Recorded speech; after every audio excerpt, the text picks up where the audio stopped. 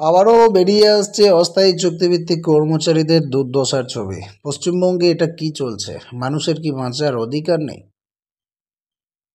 চুক্তিভিত্তিক অস্থায়ী কর্মচারী বলে কি জীবন জীবিকা সমস্ত কিছু তাদেরকে ত্যাগ করে বসে থাকতে হবে? একবার নয়, দুবার নয়, 9বার বৈঠক হয়েছে পৌরসভার সঙ্গে। প্রতিবারই মিলেছে আশ্বাস, কিন্তু আজও বাড়েনি অস্থায়ী সাফাই কর্মীদের বেতন। ফলে এবার পুরসভার ওপর আস্থা হারিয়ে জেলা শাসকের দ্বারস্থ হয়েছেন তারা, ডাইরেক্ট ডিএম এর কাছে। জেলা প্রশাসনও তাদের দাবি পূরণে সচেষ্ট না হলে শহরে সাফাইয়ের কাজ বন্ধ করে দেওয়ার হুমকি দিয়েছেন আন্দোলনকারীরা। জলপাইগুড়ির সাফাই কর্মচারী একতা মঞ্চের সভাপতি প্রতাপ রাউতের দাবি, গত বছরের জুলাই মাস থেকে তারা বেতন বৃদ্ধি সহ অন্যান্য দাবিতে আন্দোলন করে চলেছেন। পৌরসভার সঙ্গে 9বার দ্বিপাক্ষিক বৈঠকও তারা করেছেন। প্রতিটা বৈঠকে তাদের দাবি পূরণের আশ্বাস দেওয়া হয়েছে, একবারও না বলা হয়নি, প্রত্যেকবারই হ্যাঁ বলা হয়েছে। কিন্তু এখনও পর্যন্ত অস্থায়ী সাফাই কর্মীদের 1 টাকাও বেতন বৃদ্ধি হয়নি। তাছাড়া ইপিএফের দাবিও রয়েছে, সেটাও চালু করা হয়নি। স্থায়ী সাফাই কর্মীরা অবসরের পরও গ্র্যাচুইটি পাচ্ছেন না। দাবি পূরণে জেলা প্রশাসনের হস্তক্ষেপে ত্রিপাক্ষিক বৈঠক ডাকার আর্জি তারা রেখেছেন। এ ব্যাপারে জেলা প্রশাসন কী পদক্ষেপ নিচ্ছে তা দেখতে 15 দিন তারা অপেক্ষা করবেন, তারপরে নেবেন পরবর্তী পদক্ষেপ। প্রয়োজনে শহরে সাফাইয়ের কাজ বন্ধ করে দিতে তারা বাধ্য হবেন, হুঁশিয়ারি দিয়ে দিয়েছে।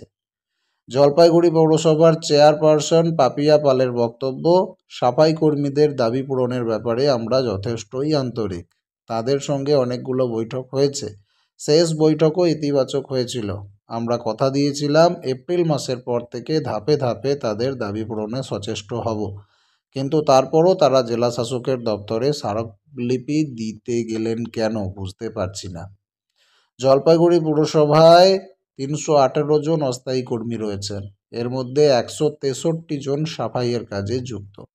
বাকিরা কেউ পানীয় জল সরবরাহ দপ্তরে, কেউ বা ট্রাক্টর চালান, কেউ আবার বজ্র নিষ্কাশনের কাজে নিযুক্ত রয়েছেন। অস্থায়ী এই কর্মীদের অনেকে 5-7 বছর ধরে কাজ করলেও মাসে 3,900 টাকা বেতন পাচ্ছেন বলেই দাবি রয়েছে। 5-7 বছর কাজ করেও 1 টাকা বেতন বাড়েনি। 3,900 টাকায় কি সংসার চলে? এমনকি ইপিএফের আওতায় নিয়ে আসা হয়নি তাদেরকে।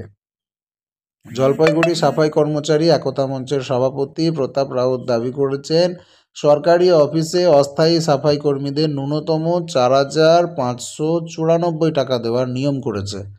5 বছরের বেশি সময় ধরে যারা কাজ করছেন তাদের 5,300 টাকা বেতন দেওয়ার কথা, কিন্তু জলপাইগুড়ি পৌরসভায় সেটা পাওয়া যাচ্ছে না। তার দাবি, আগে সাফাই বিভাগে স্থায়ী কর্মীরা কাজ করতেন, এখনও 26 জন স্থায়ী সাফাই কর্মী সেখানে রয়েছেন।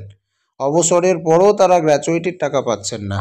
আবেদনের 30 দিনের মধ্যে গ্র্যাচুইটির টাকা দেওয়ার নিয়ম। জলপাইগুড়ি পৌরসভার ক্ষেত্রে দেখা যাচ্ছে স্থায়ী সাফাই কর্মীরা অবসর নেওয়ার 10 বছর পরও গ্র্যাচুইটির টাকা পাননি। একবার নয়, দুবার নয়, এইরকমভাবে 9বার বৈঠক করেও তারা কিন্তু কোনো রকম সুরাহা না পেয়ে তারা কিন্তু জেলা শাসকের দ্বারস্থ হয়েছে।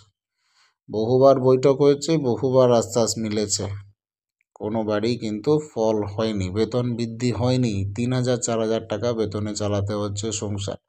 তারা আর 15 দিন দেখবেন। 15 দিনের মধ্যে যদি প্রশাসন, সরকার কোনো রকম সদর্থক ব্যবস্থা না নেয়, তাহলে কিন্তু অস্থায়ী চুক্তিভিত্তিক সাফাই কর্মীরা হুঁশিয়ারি দিয়ে দিয়েছেন, শহর পুরোপুরি জঞ্জালযুক্ত হয়ে যাবে, তারা কাজ করা বন্ধ করে দেবেন।